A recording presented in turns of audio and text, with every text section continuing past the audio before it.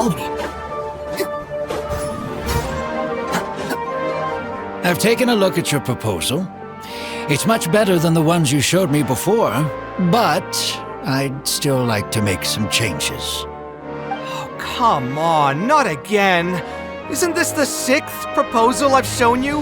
What's your issue this time? It's a bit hard to put into words, but the design still doesn't look quite right to me. I have to say, that's a terribly vague and unconvincing explanation. Please enlighten me. What would feel more right to you? For starters, don't you think this roof is jutting out a bit too far from the top? It looks almost like the head of a fungus. This door, too. I don't think it needs to be nearly this large. If you could reduce it to around my height, you could use the leftover materials to construct a few more rooms. The roof and the door are the most fundamental parts of a building. If we were to change them, then what would be left of the design? Even if the soul of the building won't be lost, all traces of architectural style would be gone. Anyone with the slightest inkling of architectural knowledge would know to leave them alone.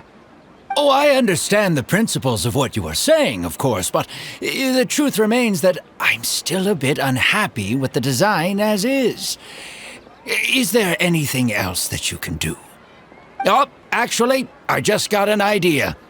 Can we get rid of all the extraneous sections on the roof, so the whole design will just be one vertical structure, similar to that of a tree trunk? What? Don't architects often say that symmetry makes everything more balanced and pleasing to the eye? This way, the proportions will be completely balanced. I really don't know how you managed to come up with such a ridiculous idea. Wait, don't tell me. Someone hired you specifically to commission me and put me through the ringer? Come to think of it, though, I really don't think I've gotten on anyone's bad side recently. Anyway, that's it. I will not be working on this commission anymore. Goodbye. Maybe you can find yourself some other genius who'll be able to satisfy your demands. Hey, young man, please wait! Oh.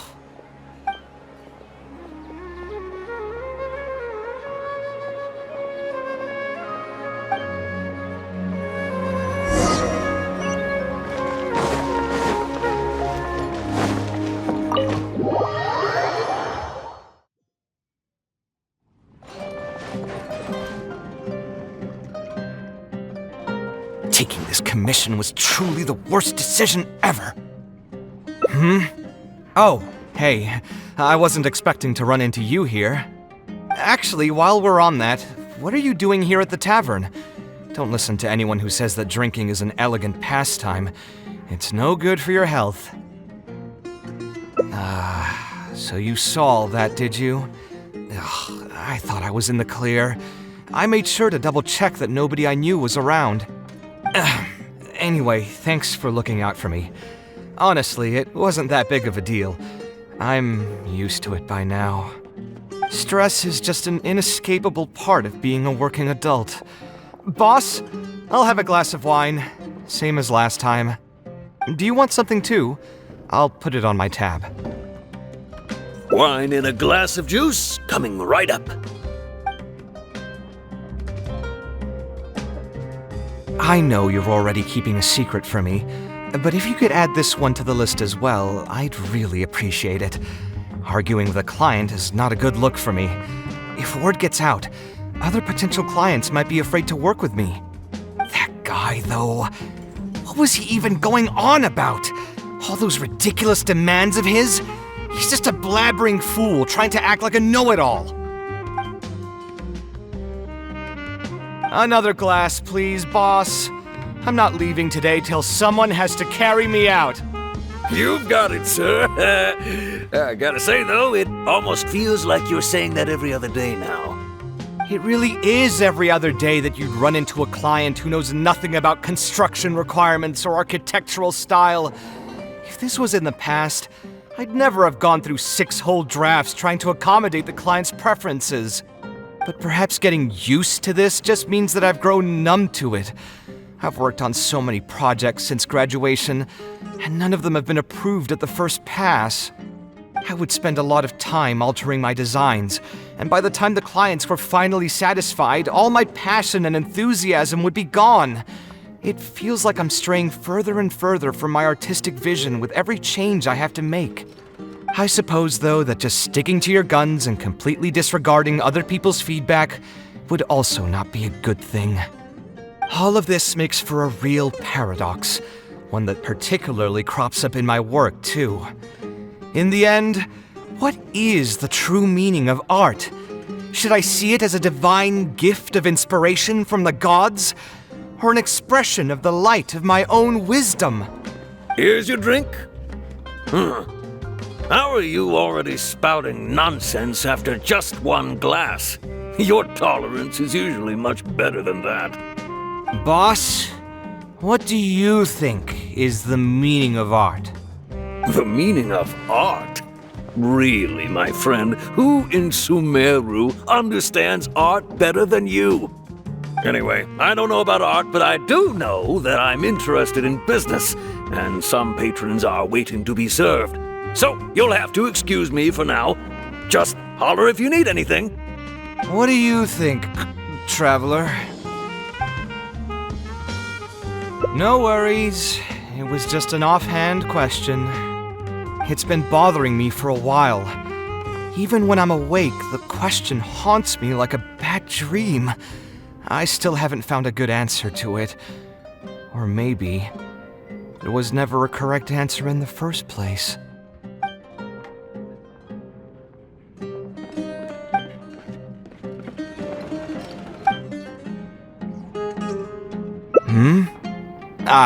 Thanks for offering, but you've seen how he is.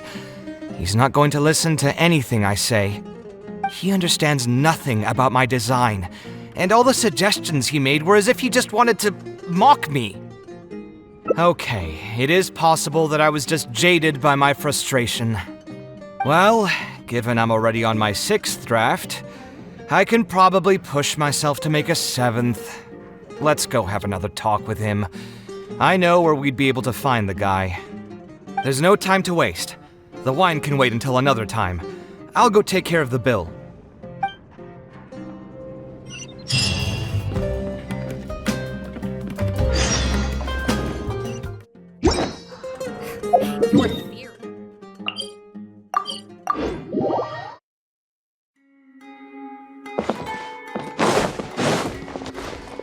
Kaveh, what are you doing here? I've changed my mind. I was overreacting earlier.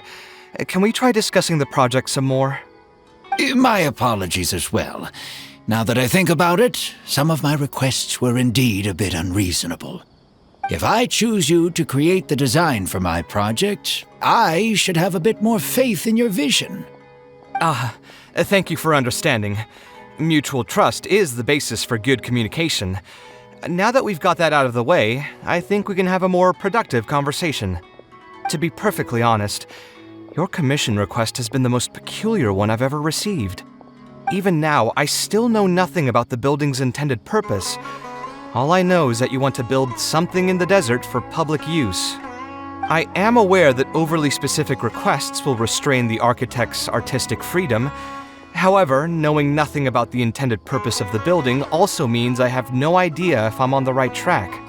I've produced several draft proposals for you to choose from, and you've rejected every single one. If we don't get on the same page, it could be a decade before we can finally break ground on this project. Yes, I've given this some thought already. I think we can go with the general direction of the latest proposal that you just showed me. It's just... Just what? Putting the building design aside, can we get some less expensive materials for the floor tiles? Yeah, I know someone in the business, and the red bricks he sells can go for pretty cheap. The timber here as well. We should be able to find some substitutes. Please give me a moment. My head's starting to hurt again. Just Please hold on for a second. So, let me get this straight. You want to reduce the cost of the project, right? But if we implement your suggestions, then I'm afraid we have to scrap the entire design. Architectural design cannot be neatly split into discrete parts. Any change to one part of the design will affect the quality of the whole thing.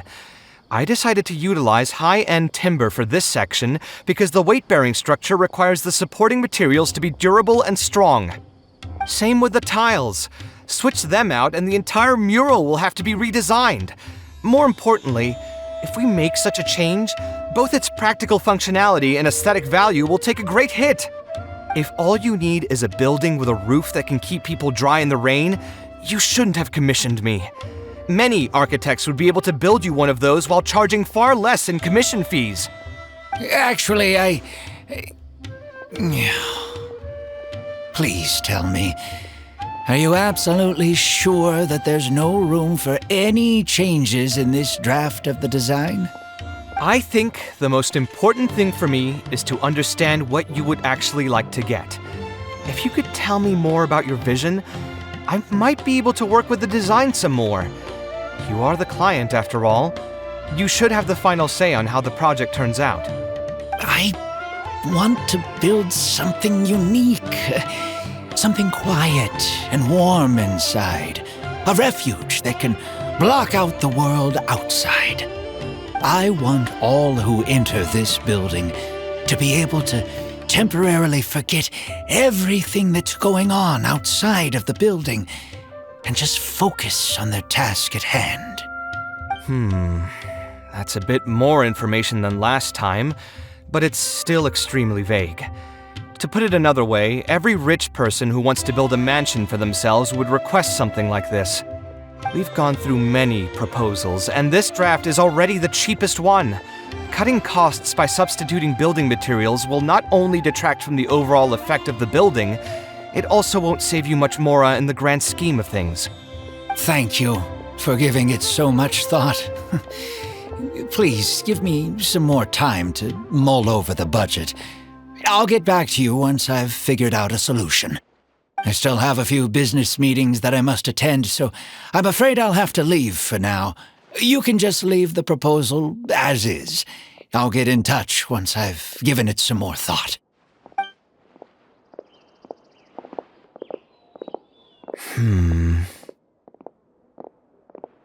I also have a similar feeling. Is that really okay? I mean, what he does now is none of our business. He does seem really suspicious, though. He dresses like a rich person, but when you talk to him, he hardly sounds the part. That's actually pretty common. Not all rich people are spendthrifts. Many are just, as if not more, stingy than him. The more mora some people have, the more they love interfering with people's lives. Like constantly reminding you to pay back your debts, or hinting every other day that it's time for you to pay rent.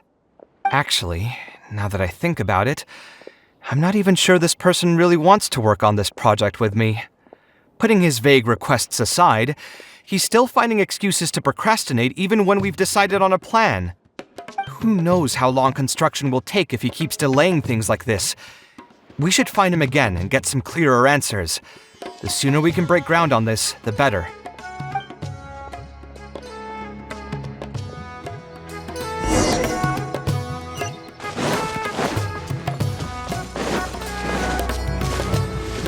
Huh? Where did he go? I could have sworn he went this way. Oh, hey, look! Isn't that Badawi?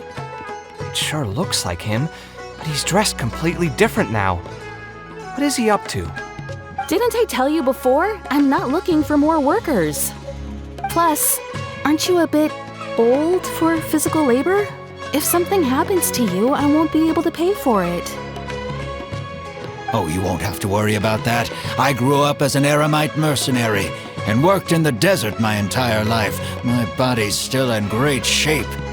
I don't have many talents, but I still have my muscle. If you need someone to unload goods or drive away sumpter beasts, I'm your man. You used to be an Eremite mercenary? I know there are a lot of bad apples in our ranks, but most are just trying to make a living.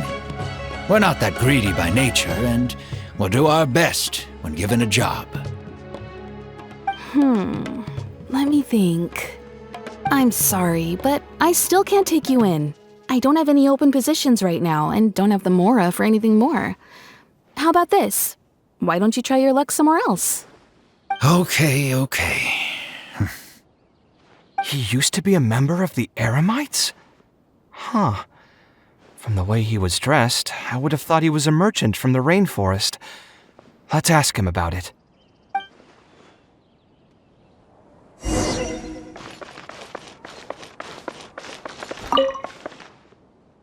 We meet again. Huh? Why are you guys here? That's what we wanted to ask you. Who are you? Why did you dress up like a merchant to talk to me about our project? There's no need for us to continue this project if you still want to keep hiding things from us. I don't work with individuals I can't trust. Believe me, I didn't have any bad intentions. It's just... All right, there's no point hiding anything anymore.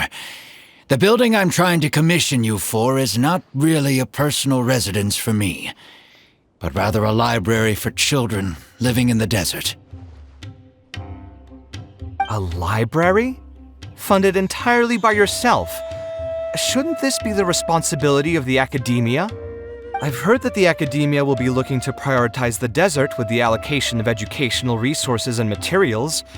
It sent over a large shipment of regular goods just last month. You're right, and I was aware of these happenings as well. I just figured what I want to do is a separate effort from what's already being done by the academia. The desert is too vast. Even if the academia spends a lot of effort trying to disseminate knowledge in those parts, it might still take decades, if not centuries, to reduce the educational gap that already exists between the two regions. And what's more, I don't know if the academia would ever reverse its stance in the future. All I know is that as a desert dweller, we should not wait passively for good things to happen to us. If we only did that, we'd never be able to stand up and hold our heads high. I don't have much longer left on this world, so I just want to use whatever time I have to contribute something to my homeland. I didn't want you to know that I came from the desert. I've lived in the desert my entire life, and there wasn't anyone here that I could trust. I figured I needed as much safety as I could get. To the point that you even disguised your identity? That's certainly taking playing it safe to the next level. Hold on. Don't tell me you've also been scammed before. When I first came to Sumeru City, I brought a lot of Mora, hoping to find an architect that I could work with. Someone agreed to take on the project, and even took a sum of Mora from me, but then disappeared without a trace. After that, I heard that there are a lot of untrustworthy people in this business. Some would run as soon as they've been paid, while others would deliberately use expensive materials and take a cut of the construction funding. I spent a while collecting information in the city, and eventually learned that you're the most famous architect in all of Sumeru. I figured that you wouldn't need to make Mora by scamming people, so I decided to reach out to you. By the way, how did you know I was scammed? I don't think I've ever mentioned that to anybody. Just a hunch. A while ago, I accepted an offer to work on a project in the desert, and was also scammed out of a large sum of Mora. I ran into someone who was living in a pretty run-down house. I noticed a load-bearing wall on the verge of collapse, and suggested that I build a new house for him. He said that he had no way to pay for it, so I loaned him some of my own Mora, and told him to get some stone and timber from the local vendors. Soon after that, I found out that he had gone gambling with all the money, and lost everything, down to the last coin. And after that, he even borrowed Mora from me twice more, using a different excuse each time. I didn't even suspect him of any wrongdoing until he hired a group of mercenaries and tried to ambush me in his own house. According to him, I looked like an easy target because I was an academia scholar who didn't have any family or friends in the desert. What kind of person would just look at someone else and think, this guy looks like an easy target? Those kinds of things do happen every once in a while, yes. Folks like him are the exact reason why us desert dwellers' reputation have gone down the drain. I must apologize to you on their behalf. It's all right. You were also scammed by someone from Kasharwar after all. I should apologize to you on their behalf. Ultimately, neither of our experiences had anything to do with the desert or the rainforest. People who are new to an area are always easy targets for criminals.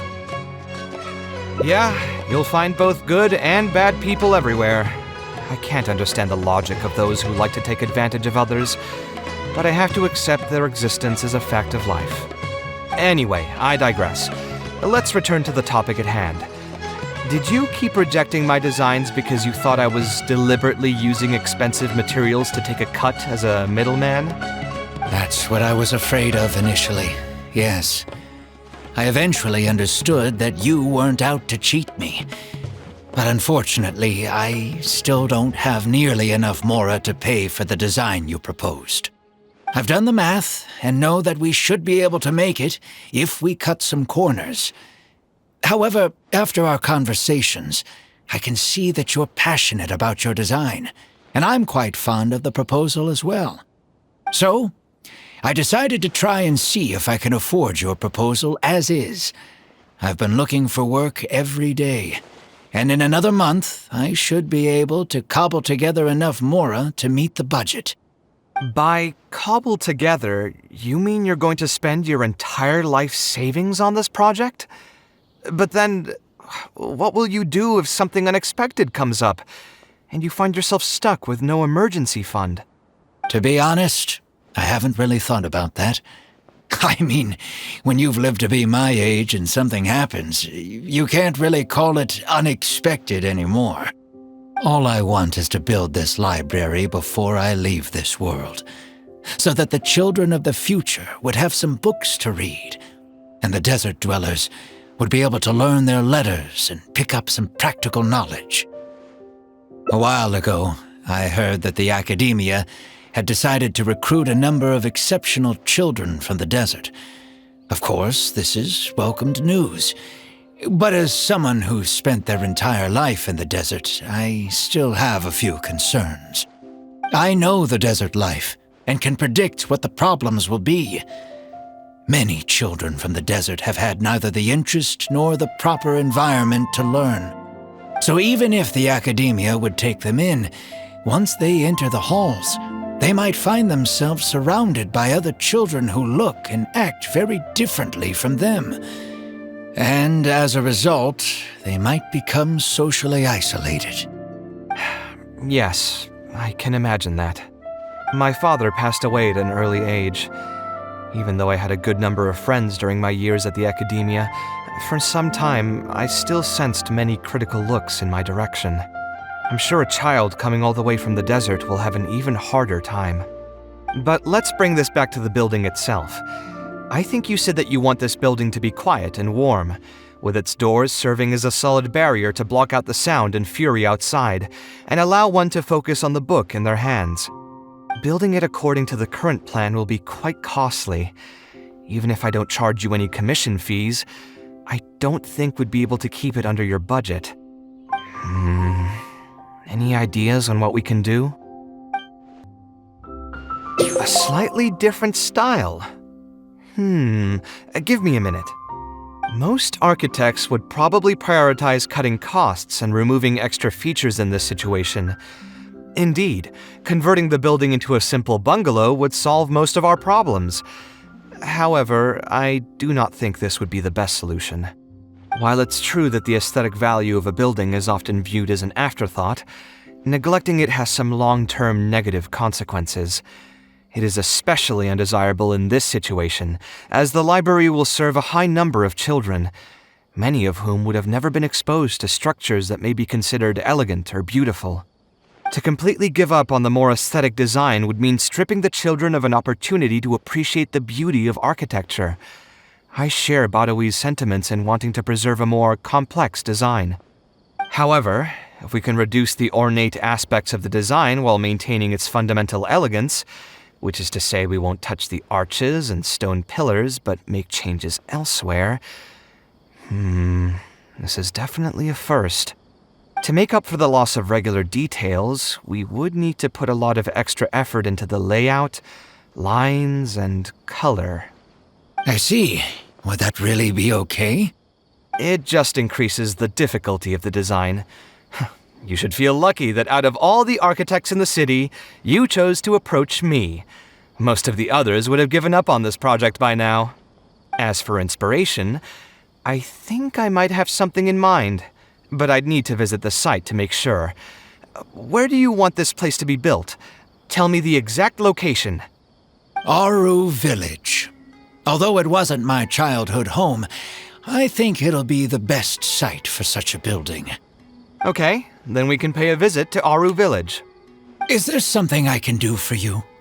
I've already caused you a lot of trouble before, and now you're revising the design again because of me. Which draft are we even on now? It's making me feel terribly guilty. Let me think. You said you used to be an Eremite mercenary, right? In that case, you could help us clear out some monsters that are blocking the way to Aaru Village.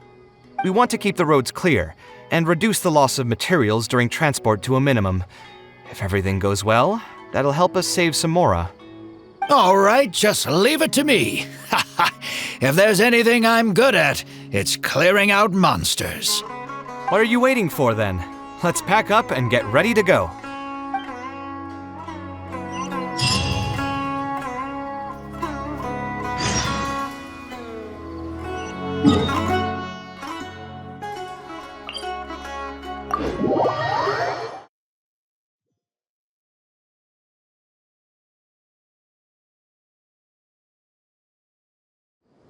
Most materials going from Caravan Ribat to Aaru Village would pass through here.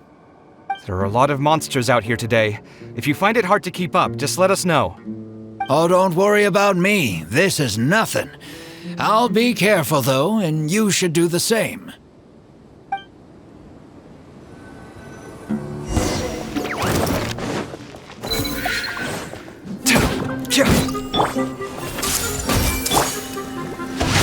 Body and mind.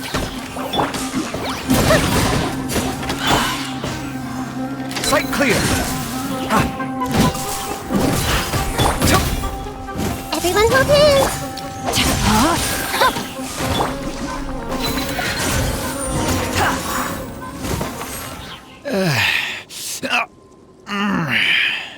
I'm fine.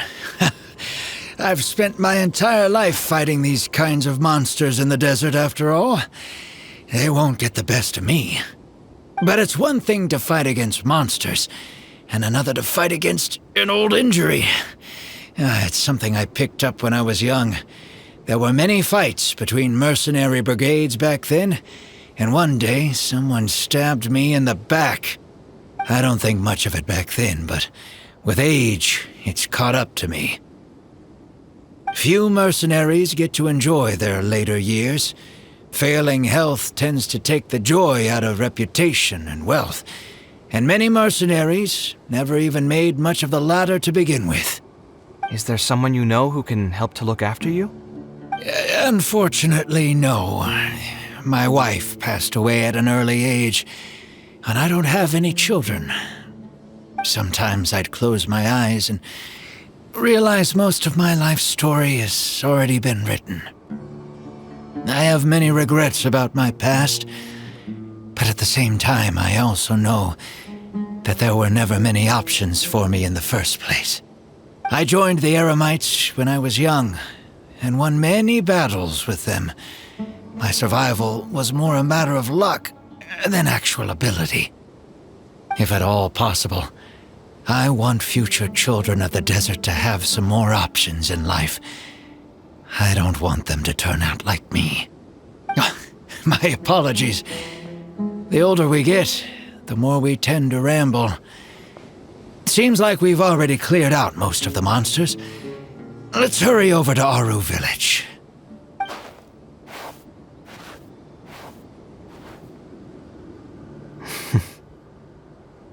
I think it's really admirable of him to spend his whole life savings on people he's never met.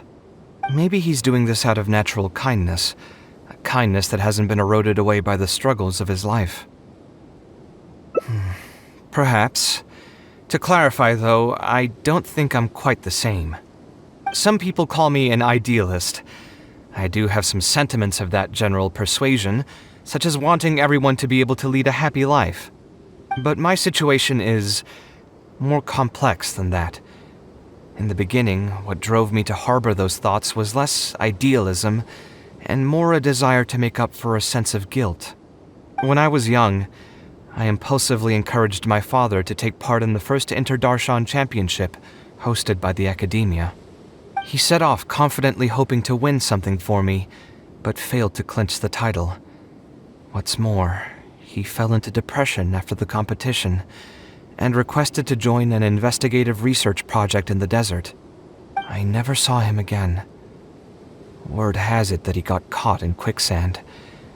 Even if other factors may have contributed to his death, the fundamental cause still circles back to me.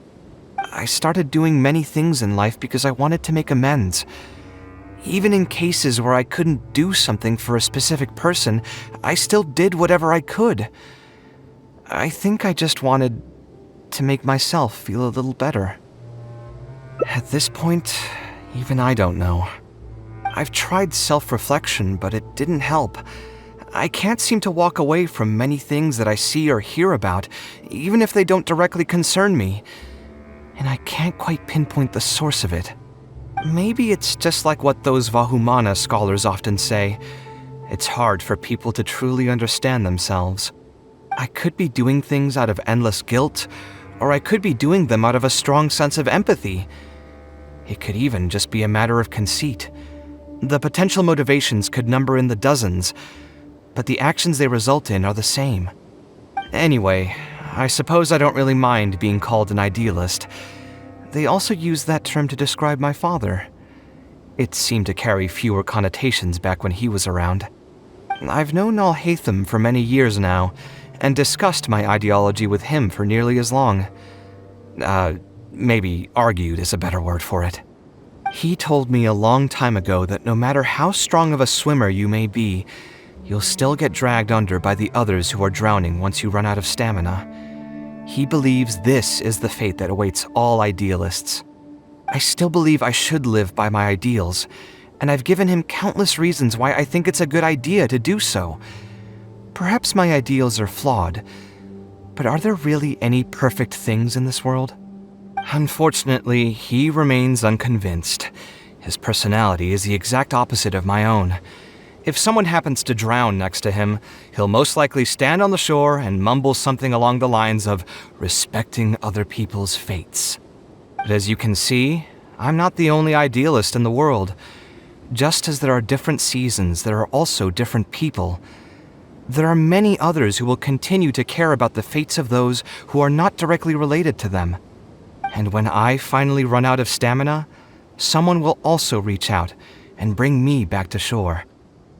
Someone will help me, right? Yes, I've already been helped like that before. Oh, please. It's not like we're actually talking about swimming. Also, just so you know, I actually took a swimming elective back in the day. Don't underestimate my skills. Either way, I'm feeling much better than when you first found me at the tavern. I can feel inspiration already welling up inside of me. Maybe this will be just the opportunity I needed to create a whole new style. All right, let's head to Aaru Village.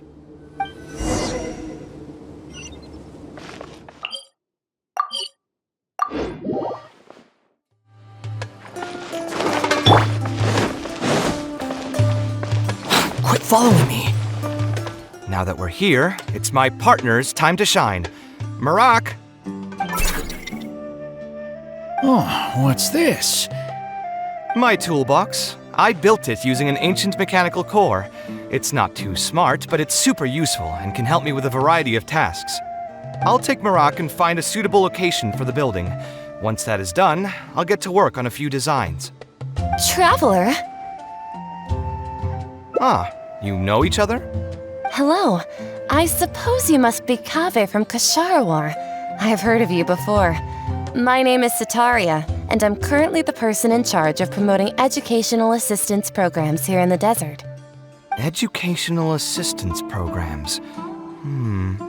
Then you must be familiar with the local conditions here.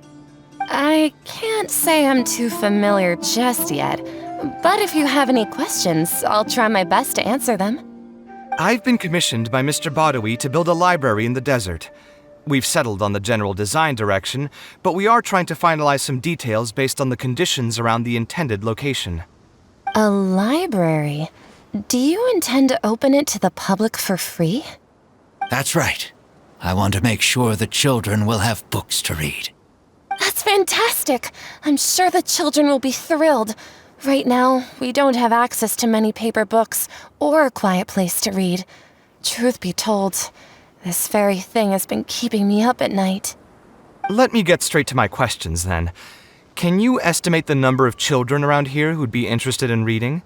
Besides the usual noise of village pedestrians, are there any other sources of noise in the village? Oh, and have any landslides occurred here recently? And also, where are the spots around the village that have been most affected by wind and erosion?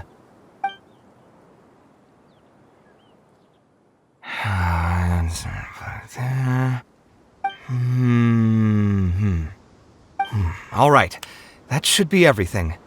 Badawi, let's go over the budget again. We'll keep the building structure the same, but make the place a little bigger, so it'll be able to hold more people and get better natural light. The parts of the project that cost the most will be the insulation and ventilation materials. I'm sure you understand, no one likes to read in a place that's hot and stuffy. I want to make significant changes to the arrangement of the bookshelves, tables, and chairs. I'll go over the specifics of that shortly. I have 2 plans in mind. Both are pretty minimalist in style, but will provide a very different ambiance from the world outside. Our final cost should be around 70% of the last figure I quoted.